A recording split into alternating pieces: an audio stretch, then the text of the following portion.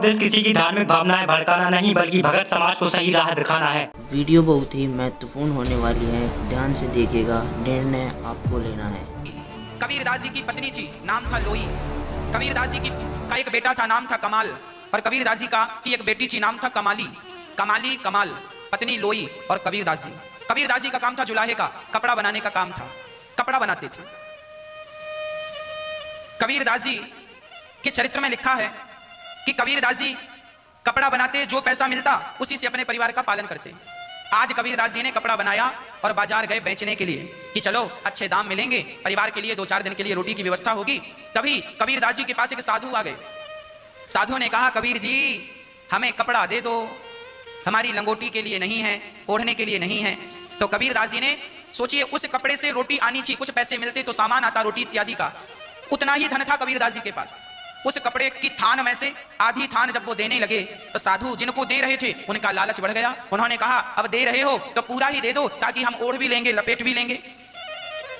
कबीरदास जी के मन में आया कि अब इन संत के अंदर इसके प्रति भाव जाग गया है लेने का, अब ये वस्तु मुझे रखनी नहीं चाहिए। कबीर जी ने पूरा कपड़े का थान दे दिया। अब कबीरदास जी विचार करने लगे, अब मैं अपने घर जाऊंगा तो मेरी बेटी कहेगी पिताजी भोजन लाए होंगे, मेरा बेटा कहेगा पिताजी कुछ भोजन लाए होंगे, पर मेरे पास तो कुछ है ही नहीं। तो कबीरदास जी छिप गए, पास में जंगल था, वहां चले गए, पेड़ के नीचे बैठकर सीताराम राम राम राम राम राम राम राम सीताराम सीताराम कबीरदास जी जाप करने लगे राम राम का। जब राम नाम का जाप, घर में रोटी नहीं है, बच्चे भूख से तड़प रहे हैं, और कबीरदास जी जो सामान था कपड़ा इत्यादि वो दान कर दिया, अब बच्चे भूख से तड़प रहे हैं। कबीरदास जी बोले, घर जाऊंगा बच्चों की तड़प देख ना पाऊंगा, इसलिए यहीं बैठूं और भगवान का चिंतन करूं। भगवान पर अति विश्वास जब था हुआ कबीरदास जी को, राम राम जप रहे हैं। यहां कबीरदास जी राम को याद कर रहे हैं और वहां राम जी ने एक सेठ का रूप बनाया, भगवान श्री राम ने सामान भरा गाड़ी में, और कबीरदास जी कहां पहुंच गए। अरे भाई कौन हो? कबीरदास जी की पत्नी आई, कौन हो? कबीरदास जी ने सामान बेचा है, उनका कपड़ा बहुत महंगा बिका है। देखो दान किया था ना कबीरदास जी ने, कपड़ा एक संत को दान कर दिया, वो संत कोई और नहीं थे, स्वयं भगवान। पहुंच गए परीक्षा लेने की, देखूं कि ये देते हैं कि नहीं। भगवान सब पहुंचे तो भगवान का नाम, भगवान का दिव्य स्वरूप, उन्होंने दान किया, वस्त्र का दान किया। तो दान किया, दान कभी नष्ट नहीं होता, देर सवेर दान का परिणाम, दान का फल हमें मिलता ही है। कबीरदास जी को तुरंत मिल गया। भगवान स्वयं उनके यहाँ सामान में बढ़िया दाल चावल घी शक्कर गुड़ भर भर के गए और सामान उतारने लगे। कबीरदास जी की पत्नी बोली, इतना सामान? बोले हाँ, बहुत महंगा बिका है। 4 दिन हो गए कबीर जी को, अभी लौटे नहीं। तब कबीर जी को लगा चलो अब चल के देख लेना चाहिए घर की स्थिति क्या है। तब कबीरदास जी वापस आए तो देखा तो पत्नी बड़ी चंगा, बच्चे बड़े प्रसन्न, खा रहे हैं पी रहे हैं।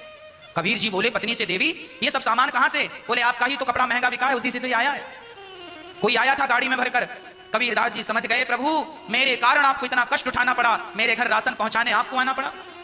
कबीरदास जी रोने लगे और वो सामान उठा उठाकर भंडारा बना बना करके बढ़िया पूरी सब्जी खीर बनाकर संतों को लुटाने लगे। ले जाओ भैया, ये प्रसाद है, प्रभु ने दिया है, सब पाओ सब पाओ।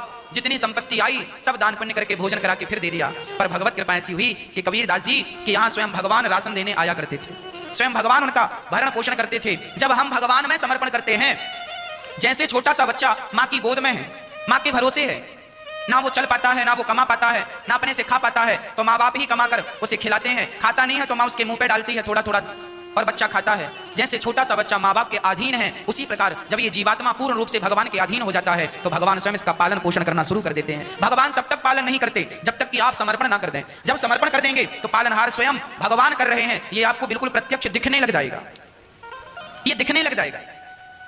कोई आश्चर्य नहीं है, ये सब दिखेगा। प्रिय भक्तों, श्री कबीर जी ने भगवान का विश्वास नहीं तोड़ा।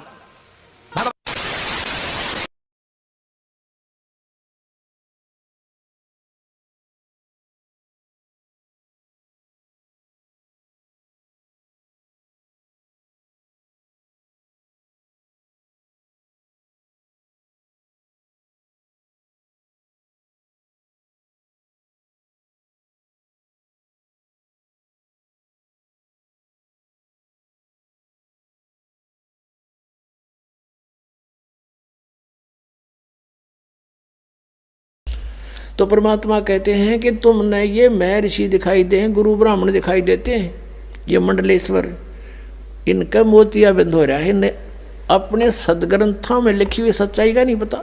ऋग्वेद मंडल नंबर 9, ऋग्वेद मंडल नंबर 9 आप दिखाते हैं, और सूक्त नंबर 86। भगवान साकार है या निराकार है, वो कैसी लीला करता है। ये है ऋग्वेद मंडल नंबर 9, 10 इकट्ठा अनुवाद है।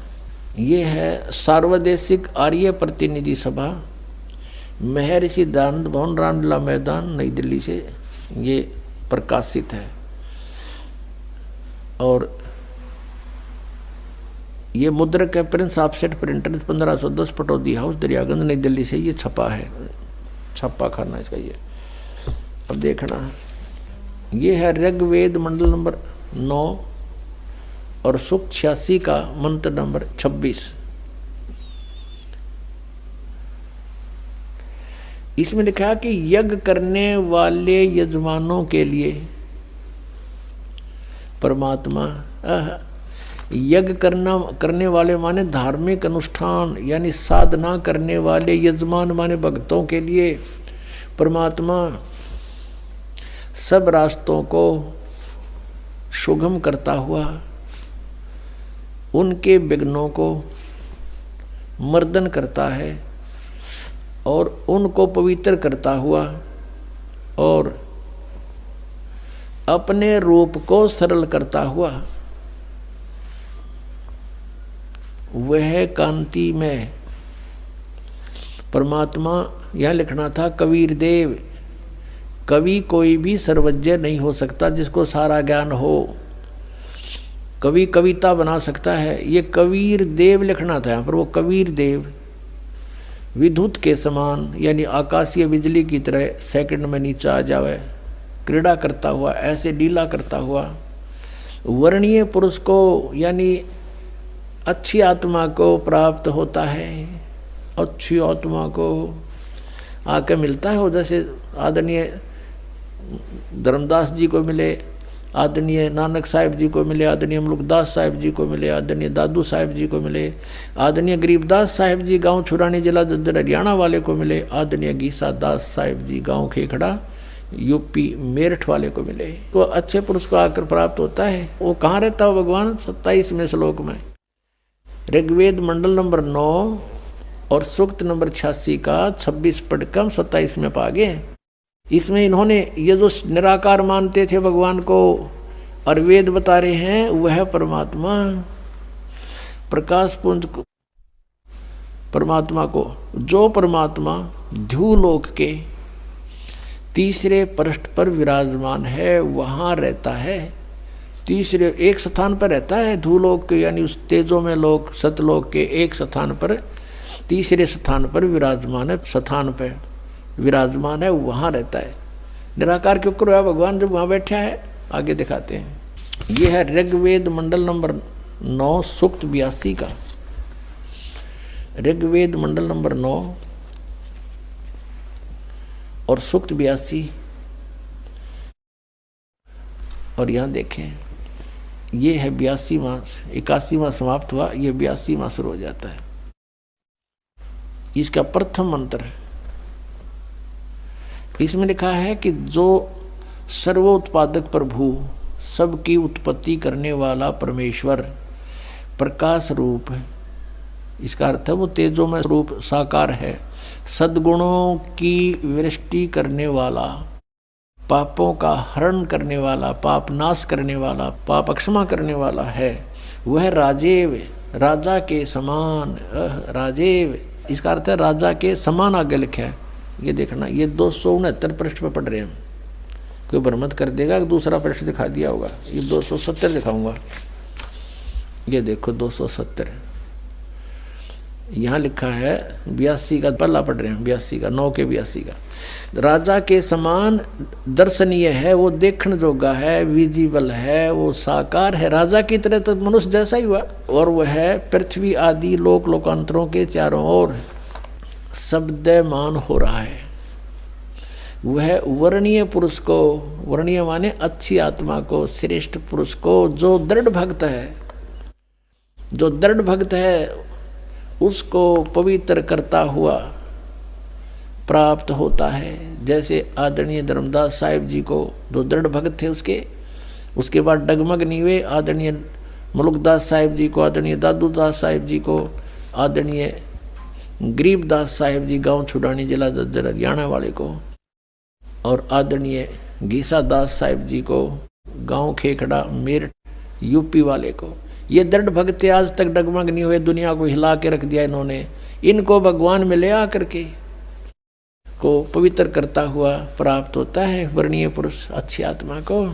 जिस प्रकार विद्युत माने आकाशीय बिजली स्नेह वाले स्थानों को आधार बनाकर प्राप्त होता है। देखो कितना स्पष्ट किया इन्होंने। ऋग्वेद मंडल नंबर 9 और सूक्त नंबर 81 में कति कंसेप्ट क्लियर कर दिया कि वो परमात्मा राजा की तरह देखण जोगा है। राजा का अर्थ है कि वो शक्तिशाली होता है, मनुष्य सदृश ही है, राजा के समान है और साकार है, देखण जोगा।